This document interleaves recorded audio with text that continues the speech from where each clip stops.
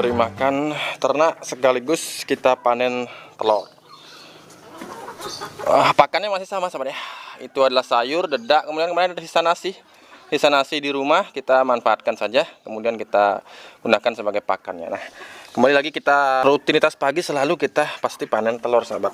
Nah, letak telurnya itu sahabat ya. Jadi berantak kayak gini. Ya, nelor tuh sembarangan kayak gini sahabat.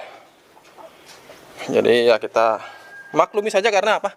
Karena emang selama ini saya nggak pernah buatkan sarang khusus seperti itu. Jadi emang karena musim hujan sahabat. Sebabnya karena musim hujan. Sebentar kita ambil wadah dulu. Karena musim hujan, jadi saya itu tidak menetaskan telur karena kondisi tidak memungkinkan dan saya tidak menggunakan mesin sahabat. Saya nggak punya mesin. Ada niat untuk bikin, akan tetapi karena selama ini kita masih perlu dengan konsumsi telur ya. Setiap hari kita masih konsumsi ini ya, jadinya kita cukup untuk konsumsi kita, meskipun lebih sahabat, karena sehari biasanya dapat 6-7 butir telur, dikalikan 30 hari berarti sekitar hampir 200 telur per bulan. Jadi tentu saja lebih untuk konsumsi kami. Nah, kami biasanya jual ke tetangga saja. Jadi tetangga kebetulan di sini ada kenalan yang jualan, jadi kami kasih aja ke mereka, mereka yang jual. Ya lumayan lah untuk kita beli beras dan lain sebagainya lah. Nah, tapi sebenarnya yang bikin heran justru itu, ya kampung itu selalu bertelur 2 butir telur dari 2 babun itu setiap hari sahabat. Ini juga sama, pakannya hanya menggunakan dedak, kemudian ada nasi. Ini nasi sahabat ya. Nasi bekas kalau ada, dan sayuran tentu saja. 1, 2, 3, 4, 5, 6, 7 butir telur di pagi ini. Kadang-kadang sore bertelur lagi kan, tapi saya nggak ambil, biasanya saya ambil tiap pagi saja seperti itu. Jadi yang sore saya nggak ambil, tiap pagi kita ambil biasanya antara 6-7. Yang paling rajin bertelur adalah ini, si ayam kampung sahabat. Ini selalu 2 per hari. Kalau ayam ayam petelur ras seperti ini sahabat ya, ini paling banyak 3, terkadang yang paling sering 2 dari 5 ekor ayam babon yang saya punya. Kemudian bebek itu rutin bertelur antara 3 sampai dengan 4 butir per hari. Nah, tergantung mungkin bagaimana mereka kawin dan lain sebagainya ya. Jadi ya cukup lumayan, untuk sebulan bisa kita hasilkan sekitar 200 butir telur. Hari ini sepertinya menunya kelor sahabat. Sayur kesukaan saya, sayur kelor. Sesibuk-sibuknya kita jangan lupa untuk bikin hati istri kita senang sahabat. Ini bukan kita ngajarin gombal ya. Beli bukan yang ngajarin gombal, tapi begini caranya. Seperti ini, ambil ke sini ya, seperti itu.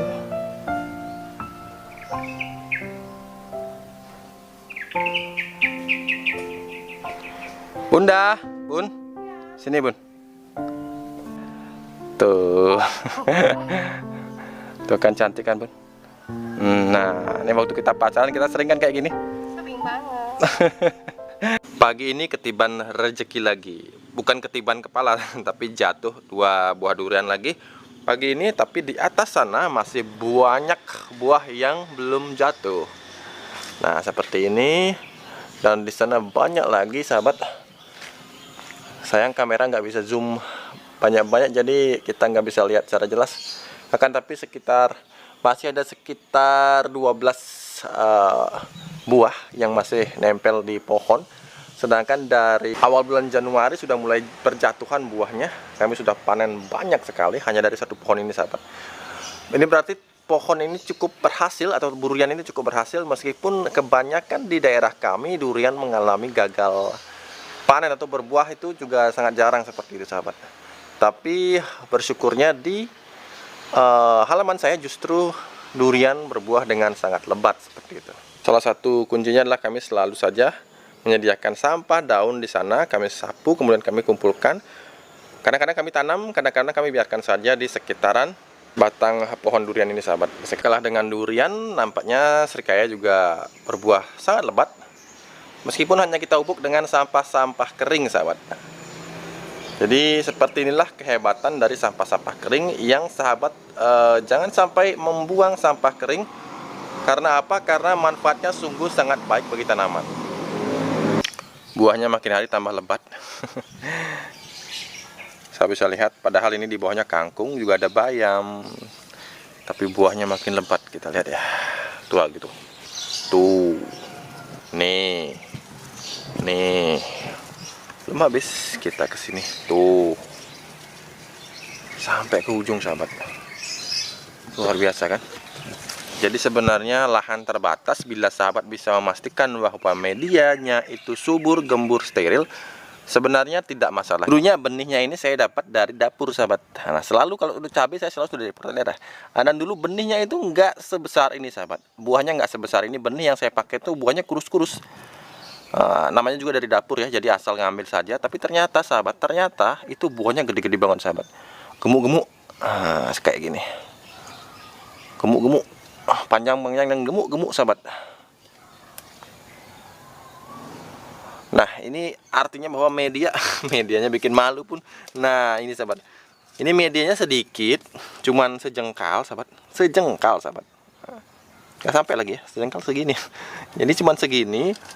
Nah, terus kita kemarin ini banyak isi dengan daun kering, sahabat. Jadi hampir 50-50 dibandingkan dengan arang sekam dan juga tanah. Nah, sahabat juga pernah lihat ini kan ketika saya tanam, itu udah ada videonya. Jadi sahabat tahu sendirilah. Kalau yang ini tomat, sahabat. Kalau yang ini tomat, tapi lihat medianya meskipun kelihatan seperti guyon gitu. Cuma ada sampah daun, kemudian arang sekam dan tanah. Nah, sahabat bisa lihat tanamannya hijau royo-royo, buahnya gede, sahabat. Tuh. Ukuran buahnya, sahabat, bandingkan dengan kepalan saya, sahabat. Batangnya kokoh, daunnya hijau, kemudian buahnya juga besar. Ini artinya semua unsur nutrisi yang ada sudah mencukupi asupan untuk bisa membentuk pohon, kemudian batang, kemudian daun dan juga buah. Jangan lupa untuk selalu meregenerasi tanaman. Nah, ini mentimun kita tanam lagi. Masih ya, satu polybag itu isi 2 tanaman bunga rebah, sahabat. Padahal sudah saya kasih tali tapi tetap saja kalah karena curah hujan beberapa hari terakhir ini, sahabat ya. Itu sangat tinggi, sahabat. Disertai dengan angin, petir, sudah 3 hari non-stop hujan ini, tumen terang, sebentar lagi mungkin hujan lagi. Jadi seperti inilah keadaan bunga yang rebah seperti itu, sehingga kasihan juga, sebentar lagi mungkin saya akan tunjang seperti itu. Akan tetapi tanaman anggur masih relatif sehat, sahabat ya, masih hijau royo-royo. Ya karena ini kita rutin semprot dengan pestisida susu, sahabat. Jadi fungisida susu juga saya bisa sebut seperti itu karena ini juga menghalau dari kemungkinan jamur-jamur atau fungi yang akan menyerang tanaman anggur, sahabat. Tuh lihat tuh di atasnya itu ada kelapa yang buahnya bergelombol sampai segitunya, sahabat. Padat sekali gerombolan buahnya. Tuh. Seperti itu karena mungkin sering juga kena kecipratan pupuk-pupuk organik atau bahan organik yang ada di bawahnya.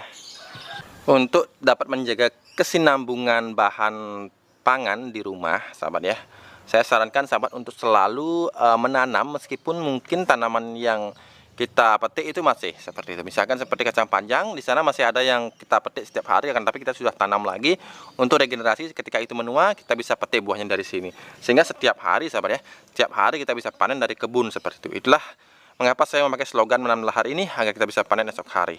Ya seperti ini, regenerasi dan panen yang berkelanjutan. Bawang merah beberapa kemarin kita sudah panen lebih awal karena diguyur hujan terus, jadi kita panen lebih awal. Tapi saya nge-record, saya cuman kemarin sempat foto saja kemarin ketika saya panen. Ini yang belum kita panen, sahabat ya. Nah, tapi selalu berkelanjutan, sahabat. Seperti tadi saya bilang, tanamlah secara berkelanjutan meskipun cuaca lagi buruk. Paling tidak kita bisa panen dan bisa kita gunakan untuk di dapur seperti itu, sahabat.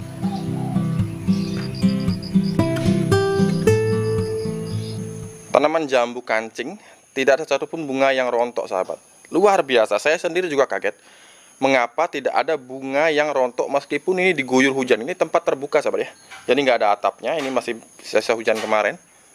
Nah, saya sengaja nggak berikan di tempat teduh karena apa? Sinar matahari juga sekarang agak kurang, sehingga kita harus dapatkan sinar matahari. Sehingga saya tempatkan di tempat terbuka Sahabat bisa lihat, bunganya itu nggak ada yang rontok. Meskipun ada, mungkin jumlahnya hanya 10%. Semua terbentuk menjadi buah yang akan sangat menggoda. Ini tingginya hanya sekitar 50 cm tanaman ya, tapi bunganya sangat banyak, sehingga nanti ketika ini merah, ini luar biasa, bakal sangat cantik terlihat seperti itu. Selamat pagi sahabat Bali Organik TV. Sudahkah sahabat untuk ingat bersyukur hari ini? Karena rasa syukur itu gratis dan bisa dimiliki oleh siapa saja. Oke, pagi ini sahabat ya, saya menjawab keluhan dari banyak sahabat yang ternyata kesulitan mendapatkan air cucian beras. Kelihatannya sangat kurang masuk akal, akan tapi memang sahabat kita itu berkebun dari latar belakang yang berbeda-beda sahabat. Ada yang tinggal di desa, ada yang tinggal di kota, bahkan ada yang tinggal di megapolitan seperti itu. Dimana kegiatan memasak nasi, menanak nasi itu sangat jarang digunakan. Sehingga bagi sahabat yang tinggal di kota-kota besar, kadang-kadang memupuk tanaman hiasnya atau tanaman sayuran yang ada di balkon atau di rumahnya itu masih terkendala, dimana saya harus mendapatkan air cucian beras. Karena sehari-hari saya itu jarang untuk nanak nasi seperti itu. Nah, oke sahabat, di sini saya tunjukkan sebenarnya ada cara lain alternatif untuk menggantikan air cucian beras, yaitu dengan menggunakan tepung beras seperti ini sahabat. Nah, selain itu, di sini juga tidak hanya sekedar saya memberikan bahan alternatif penggantinya, tapi bagaimana cara mengolahnya dengan 3 metode yang bisa sahabat aplikasikan ke tanaman. Oke, metode yang pertama, metode yang paling sederhana sahabat. Nah, sahabat gunakan 2 sendok mujung ya. 2 sendok mujung tepung beras. Kemudian ini enggak buat pisang goreng sahabat ya, kita buat pupuk. Kemudian kita tambahkan air sebanyak 1 liter.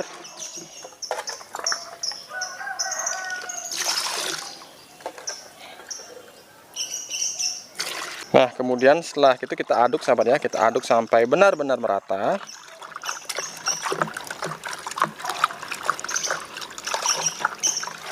Nah, kemudian sahabat bisa gunakan langsung ke tanaman sahabat seperti ini.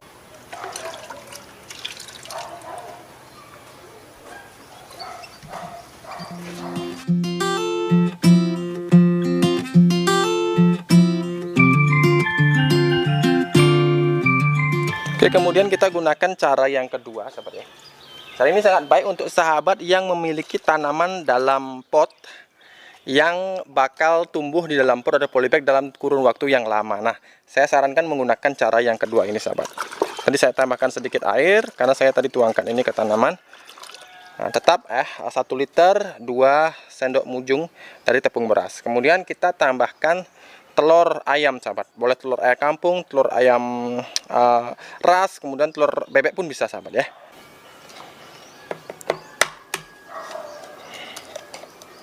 Kita pecahin telurnya sahabat ya. Kemudian kita hancurkan dulu, kita aduk dulu di sini sahabat ya.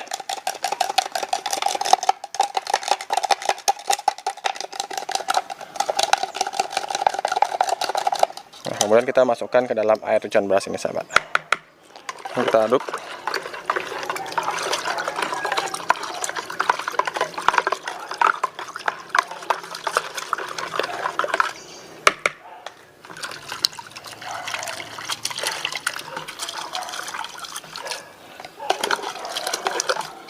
Nah, kemudian tanaman sahabat juga bisa siram dengan ini sahabat ya. Saya akan gunakan untuk menyiram tanaman alpukat saya sahabat.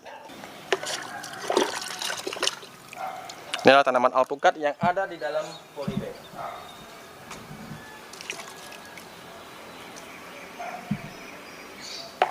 Nah, oke sahabat, ini cara yang terakhir yang bisa sahabat gunakan bila sahabat ingin melakukan fermentasi, sehingga nanti pupuk ini bisa kita simpan dengan jangka waktu yang lebih lama sahabat ya, sampai 3-6 bulan, tergantung bagaimana sahabat menyimpannya sahabat ya. Jadi kita seperti tadi, kita tambahkan dulu 1 liter air. Saya gunakan takaran kecil saja karena mempermudah sahabat ya untuk memperkirakan antara kombinasi jumlah bahan-bahan yang ada di dalam pembuatan POC ini sahabat. Nah, oke, sekitar 1 liter. Seperti tadi kita perlihatkan juga, kita tambahkan 2 sendok mujung tepung beras sahabat. Seperti itu, kemudian kita aduk. Nah, kemudian kita tambahkan gula merah atau molase sahabat ya. Kalau nggak ada Pak, bisa gunakan kulit buah yang manis sahabat ya. Sahabat hancurkan kemudian berikan di sini. Apa saja yang penting gratis sahabat ya. Karena memang saya mengajarkan di channel ini kebanyakan bahan-bahan kalau bisa gratis. Oke, setelah seperti ini kita tinggal tambahkan mikroorganisme starter seperti halnya jika sahabat memiliki E4, sahabat bisa gunakan. Bila sahabat memiliki POC, sahabat bisa gunakan POC. Nah, kebetulan kita minggu lalu atau 2 minggu lalu kita bikin yang namanya POC ini sahabat. POC dari durian ini sahabat. Nah, saya akan gunakan ini sahabat ya.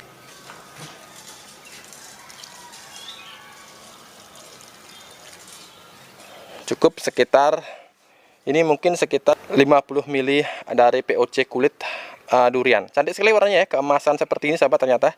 Warna POC dari POC kulit durian. Sudah ada videonya, silahkan dicontek bila sahabat memiliki limbah kulit durian. Nah, ini ternyata warnanya sangat cantik. Mungkin ini warna emas tercantik yang pernah saya miliki dalam membuat POC. Kemudian sahabat, jumlahnya karena apa ini cukup banyak, sekitar 50 ml, karena ini belum sepenuhnya terfermentasi. Jadi kadar mikroorganismenya masih sedikit seperti itu. Persentase mikroorganisme masih sedikit sehingga kita gunakan 50 ml. Bila sudah matang selama 30 hari, sahabat bisa gunakan 10 sampai 15 ml seperti itu. Oke, langsung saja kita gunakan.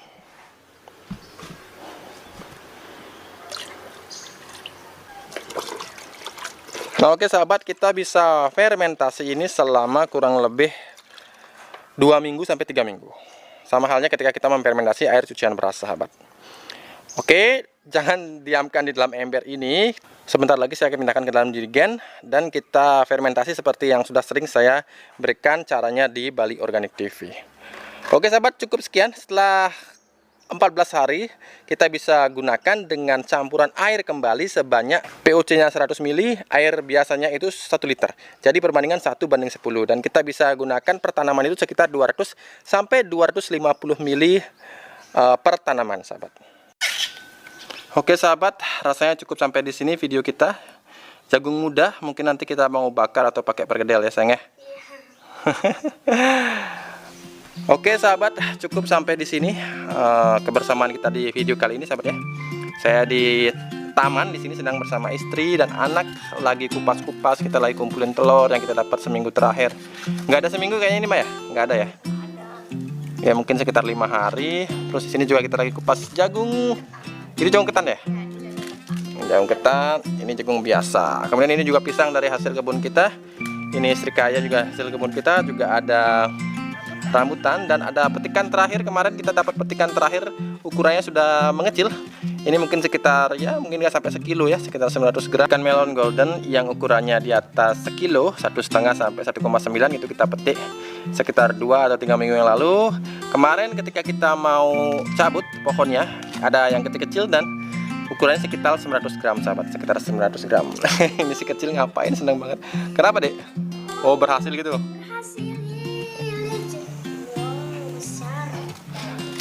Ya, oke sahabat, cukup sekian video saya kali ini sahabat ya. Semoga bisa menginspirasi dan sahabat untuk tetap semangat berkebun secara organik. Meskipun dalam jumlah yang sedikit, akan tetapi bila kita konsisten menanam hari ini, panennya pasti bisa esok hari. Besok tanam lagi, besoknya kita panen hasil yang kita tanam beberapa minggu yang lalu. Terus seperti itu sehingga kebun kita nggak pernah yang namanya kosong. Seperti itu sahabat. Oke, sampai jumpa di video berikutnya. Jangan lupa untuk menanam hari ini agar kita bisa panen esok hari. Sampai jumpa. Oh ya, satu lagi sahabat, saya sudah pamit tadi tapi saya lupa sampaikan bahwa jangan buang kulit ini jagung sahabat ya. Kita bisa gunakan sebagai pupuk padat nantinya. Saya akan tunjukkan caranya di video-video berikutnya, bagaimana cara membuat pupuk padat yang hasilnya nggak kalah loh dengan pupuk urea padat. Jadi kita bisa gunakan juga ini sebagai pupuk urea padat nantinya.